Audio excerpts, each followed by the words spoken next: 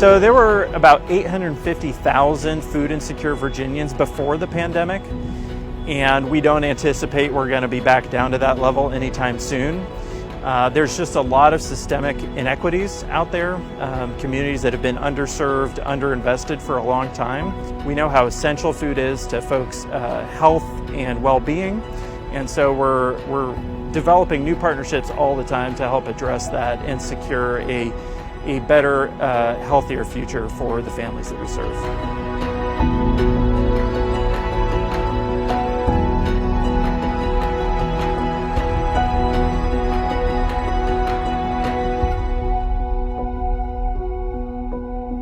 Just want to say thank you to the Methodist churches here in Virginia for stepping up and helping us in a big way. We couldn't do what we do without partners like you.